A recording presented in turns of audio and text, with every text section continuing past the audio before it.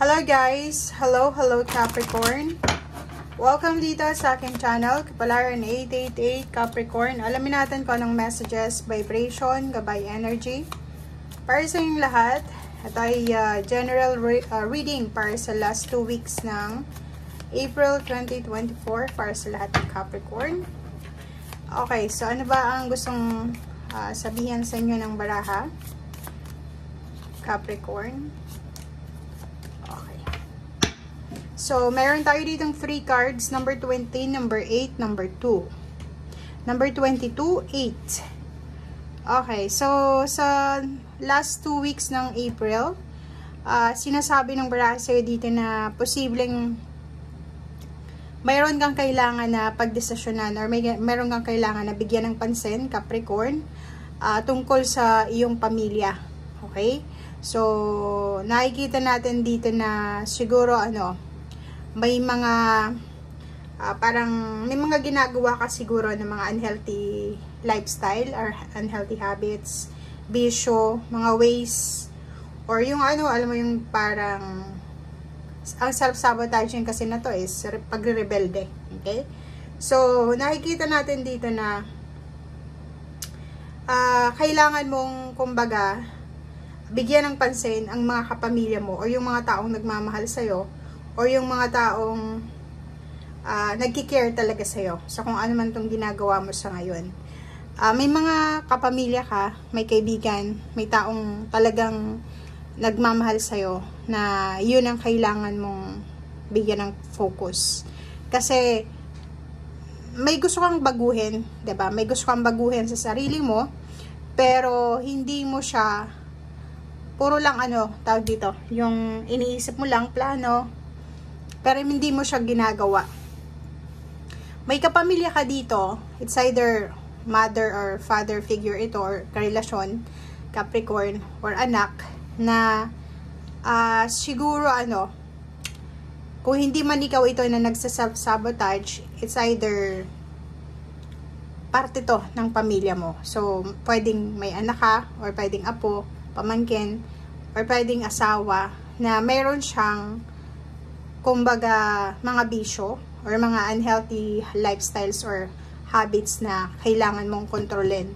Gustong mong tulungan siya para makaalis, pero hindi ito natutuloy. Kasi unang-una, natatakot ka. Pangalawa is, siguro wala ka din na pakialam kung ano yung ginagawa niya. Pero sa last 2 weeks na to, nangangailangan siya ng tulong. Or the other way around, ikaw ang nangangailangan ng tulong para makaalis ka na dyan sa kung ano man na sitwasyon na mayroon ka.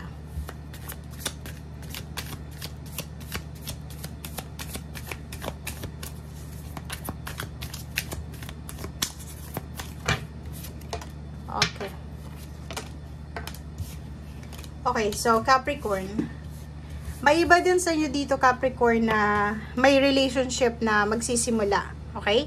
So, posibleng may isang tao na mag-o-offer sa'yo ng kasal, or posibleng may isang tao na gustong makipag-commit sa'yo.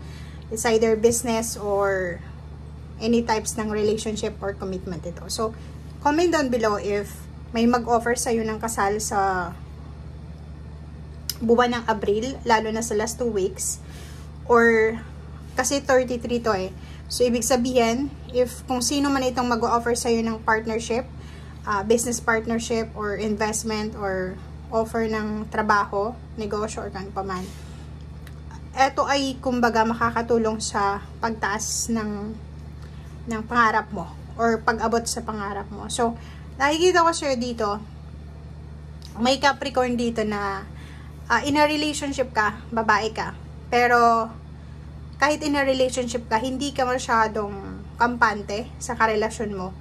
Kasi nararamdaman mo na hindi siya yung tipo ng lalaki or ng tao na pinapangarap mo talaga. Kasi ang pangarap mo is yung magkaroon ka ng, atong increase na to is satisfaction to, victory and success. Hindi lang sa relationship, kundi sa pamilya and sa pera. Importante yung pera sa'yo Yun yung focus mo.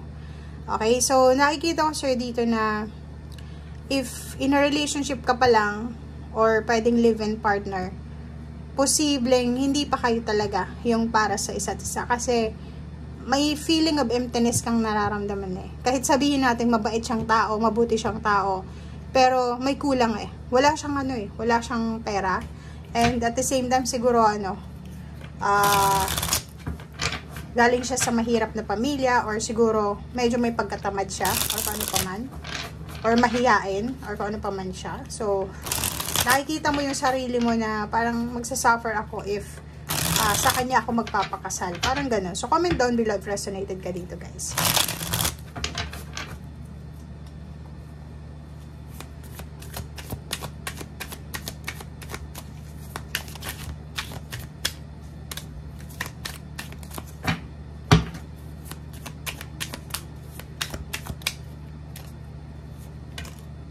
Okay. Transformation, self-discovery, and mentorship. Okay. So, yun na nga. 'Di ba? So, nakikita ko sa'yo dito na itong April na to, lalo na sa last 2 weeks ng April and first week ng May, doon mo talaga marirealize na, or doon mo ma-evaluate, marami kang reflection na makukuha na gusto mo ng pagbabago sa buhay mo. Hindi ito yung bagay, or hindi ito yung sitwasyon na talagang minamanifest mo. Gusto mo ng ang dami mong marirealize dito, guys. Ang dami mong maiisip. Okay? Gusto mo ng freedom, gusto mo ng pagbabago sa kung ano man na buhay na meron ka sa ngayon. Paki-comment sa comment section dyan kung yung iba sa inyo dyan is in a relationship, tapos napagod ka eh. And gusto mo nang makipaghiwalay, oh. Tingnan mo, freedom. So, nakikita ko sir dito na hindi lang sa relationship gusto ng freedom, kundi sa financial. Pagod na kayo, diba, oh? Pagod na kayo sa kung ano man tong nangyayari sa buhay nyo.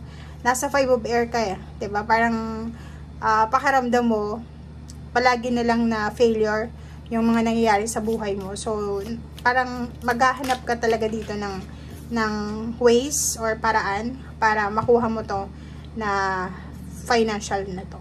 Okay, so, ibig sabihin niya, ang April na to is focus mo pera. Gusto mong makuha kung ano man to na financial success na minimithi mo, ninanais mo, or pinapangarap mo. And, natatakot ka. Yun yung last card mo dito. Medyo, natatakot ka sa kung ano man itong mangyayari sa iyo sa mga susunod na araw, buwan na taon.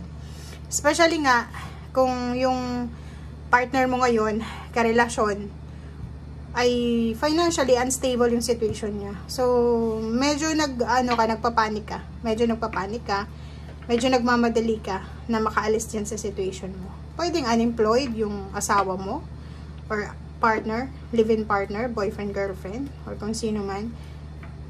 Yun yung parang nagiging rason kung bakit gusto mo ng pagbabago sa buhay mo. Okay, hindi ka na interesado. Or parang dati, sobra kang interesado sa kanya or sa mga plano nyo. But now, nakikita ko sa'yo dito, medyo wala eh. Parang ka lang, low-key ka lang. Iniisip mo na, okay, kung hanggang saan lang, yun lang. Okay guys, so thank you for watching and see you again. Bye!